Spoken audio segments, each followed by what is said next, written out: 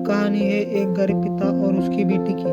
एक बार वह गरीब व्यक्ति अपनी बेटी को उसके स्कूल से लेकर शहर के एक महंगे होटल में पहुंचा।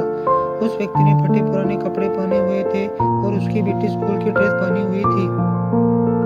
जब दोनों होटल के अंदर पहुंचे तो वेटर ने पूछा, सर आप क्या खाना पसंद करोगे?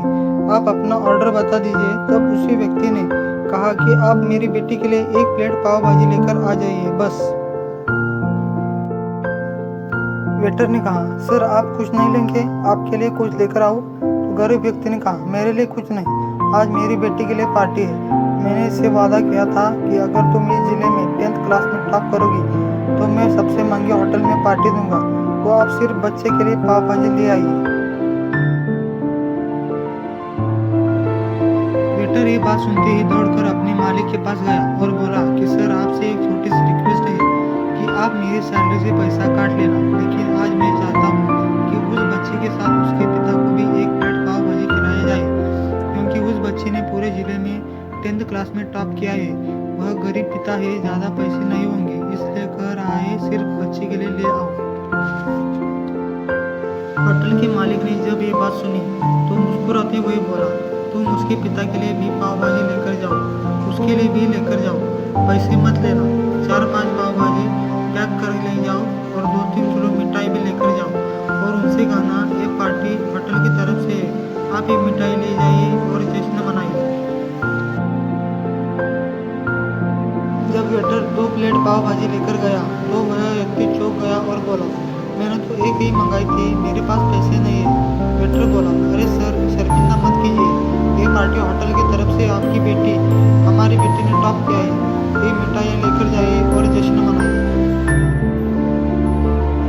पिता और बेटी खुश हो गए और चले गए। कई साल बीत गए। उस गरीब पिता की लड़की अब यूपीएससी की तैयारी करके कलेक्टर बन चुकी थी और इत्तेफाक से उसी शहर में उसकी पोस्टिंग हुई थी। उस लड़की ने उस होटल में सूचना पहुंचा दी कि मैं उस होटल में लंच करने के लिए आ रही हूँ। होटल के मालिक ने जब ये सुना तो होटल को पूरी तरह से सजाया गया।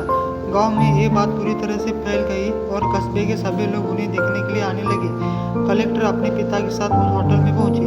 कलेक्टर ने होटल के मालिक से कहा कि शायद आप मुझे अब पहचाने नहीं, हम वही पिता पुत्री हैं जो कि हमारे 10th क्लास टॉप करने पर आपने मुझे पार्टी दी थी।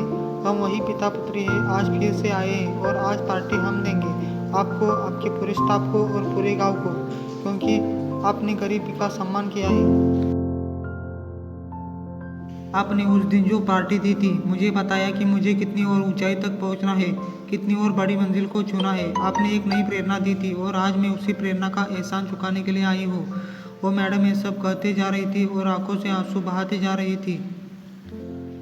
यह कहानी हमें सिखाती है कि कभी किसी गरीब का मजाक मत उड़ाना, हो सके तो उसकी मदद करना और अगर मदद ना कर सको तो उसका मजाक मत उड़ाना, क्योंकि वो सब देख रहा है। बनना है तो उसकी नज़र में अच्छा बनिए, जहाँ भी रहिए कर दिखाइए कुछ ऐसा कि दुनिया करना चाहे आपके जैसा।